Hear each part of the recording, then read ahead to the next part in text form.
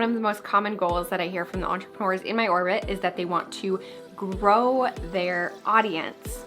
And for good reason. Growing your audience gives you access to more humans that you can potentially serve, impact, and improve their lives. It eventually leads to more sales. All of these are the lifeblood of a business. So in this video, I'm going to share the 3 most powerful strategies that you can use in your brand to grow your audience. Hello, welcome. My name is Kaye Putnam. I'm the psychology-driven brand strategist. I've grown my own list to over 30,000 incredible humans. I've had over 1,000 people in my online courses and programs, and I want to share behind the scenes some of the things that have worked the best for me and my business and my clients' businesses to grow an audience. Let's get into it.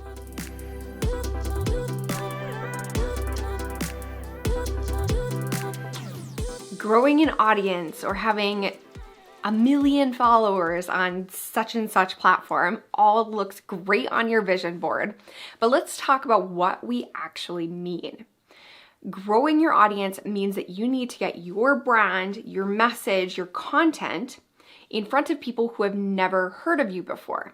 So we're always looking for places where there are audiences of people that already exist and finding some way that we can show up for those audiences. So keep that in mind, because when you really get down to the basics, how do I find new people, new audiences of people that I can get in front of? It's going to make a few things clear.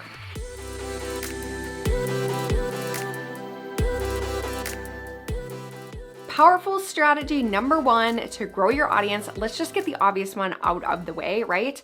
One of the easiest ways, most scalable ways that you can do this is as old as time, and that is paid advertising. So whether you're doing paid advertising on social media, like on Facebook and Instagram, or here on YouTube, or in your local newspaper, wherever you're paying to get your business put in front of a media's audience, this is a way to grow your own audience. So you're reaching people where they're at. So they're on Facebook, they're on Instagram, they're listening to the radio, they're reading a magazine, whatever they're doing.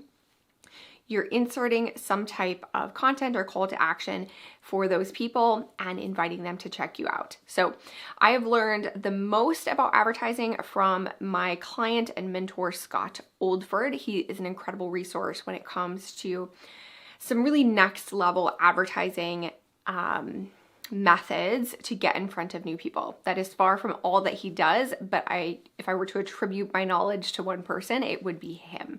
So if you want to learn more about that, I will include a link down in the description of where you can check out his brand, done by yours truly, and also his programs. Personally, in my business, the best advertising platforms for me have been Facebook and then Pinterest. So Facebook is great because they have really granular ways of targeting people. And then on Pinterest, I don't know, I just love Pinterest, and it just tends to work really well for me. The user base on Pinterest tends to be female, which a lot of my audience is. They tend to be more affluent. And it's also a very search-based, intent-based platform, meaning I can put my graphics in front of somebody that's searching for things like brand strategy or entrepreneurship, things that are extremely relevant to what I offer to them. So those are the 2 places where I've had the most luck and the best results for this first strategy.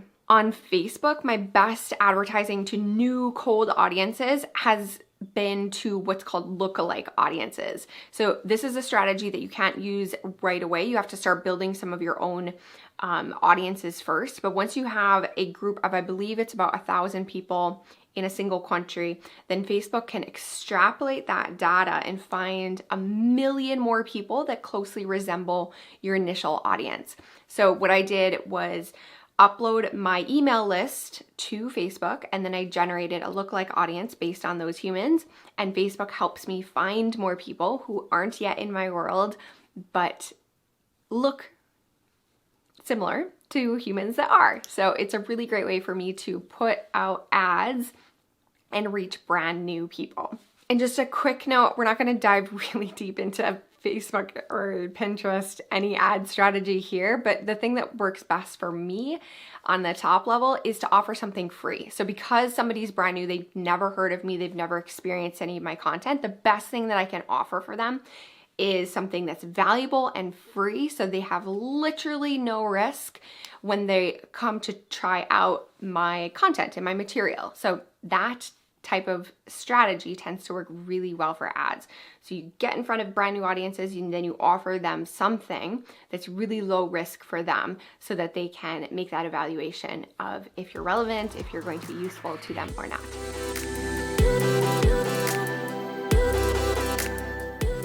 Strategy number 2 is one of my favorite strategies. These are all my best strategies, but this one is fantastic because it doesn't take a investment on your part. It does take time investment, it takes relationship investment, but this strategy is OPA, other people's audiences.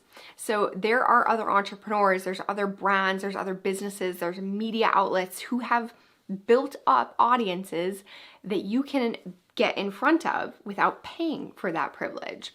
And the way that this typically looks are a few things. So maybe you get interviewed on somebody else's podcast. Maybe you collaborate with another creator, say here on YouTube, and co-create a video together. Maybe you pitch yourself for some press. So you get your product or your service highlighted in some article in a magazine or a website that generates editorial content. All of these are fantastic ways to get in front of new audiences. The key here is because it can be relatively time intensive to provide free content or to provide your expertise to these different audiences, just make sure that the audiences that you're pitching yourself for are highly relevant and very closely aligned with your own. And ideally, you're looking for audiences where the audience themselves are very invested in being there.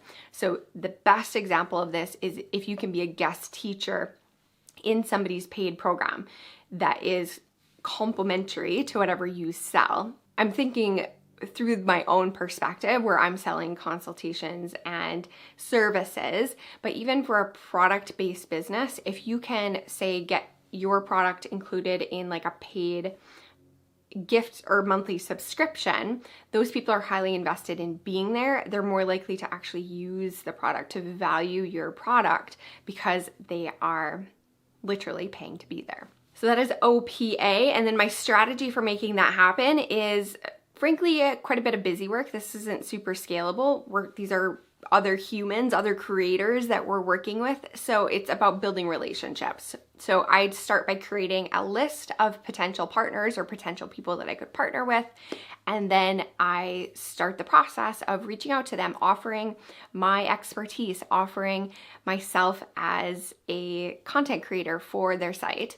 And it's a little bit of a numbers game. It's a little bit of a timing game. It's not always going to be right away, but this is a strategy that snowballs over time and works really, really well. One last idea for this OPA, other people's audiences strategy, is to either become an affiliate or to recruit your own affiliates for your product. Again, we're tapping into new audiences. So when you have an army of affiliates, people who are advocating for your brand, even if you're paying some portion of your sales to them, you're getting access to new people who wouldn't have heard about you otherwise. So all of these are fantastic ways to leverage this strategy.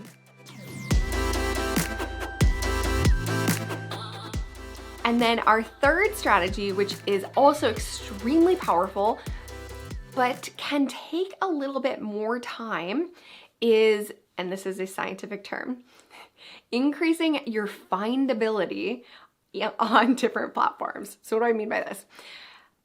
How likely is it that your website is going to be found on a search engine? We influence this through search engine optimization, SEO, and we can create content with the intent of being discovered by new audiences.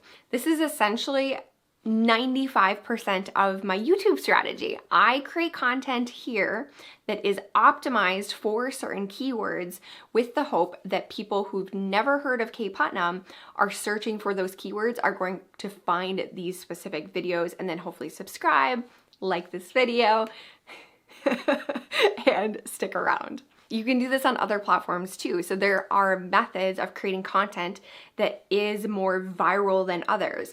Hat tip to my dear friend Katia Varbanova, who has a membership where you get actually access to a system and a bunch of templates that help you create content, say on like Instagram, Facebook, or LinkedIn, that is graphic based and designed for virality. So you can optimize your content, you can optimize your presence on these different platforms based on keywords or based on the shareability of your content, and that will help you get exposed to new audiences thanks to the algorithm on these different platforms. So there you have it, 3 of the most powerful strategies that I use myself in my business to grow your audience. Again, that was paying for ads on platforms that are closely aligned with your target market. It is leveraging other people's audiences, and then finally it is increasing your own content's findability on the places where you show up. If you want help implementing these strategies into your business, this is just one step of the brand gravity system that I teach my mentorship students in my 6-month Amplify Accelerator mentorship. So I'll include the link down here below. Amplify Accelerator is for more advanced entrepreneurs, for people who already have a brand and then they're getting ready to get it out into the world so that more people know about them, more people like them, more people trust them, and more people buy from them. So link will be below for more information about that program if you think that you are a good fit. And I'll see you guys next time.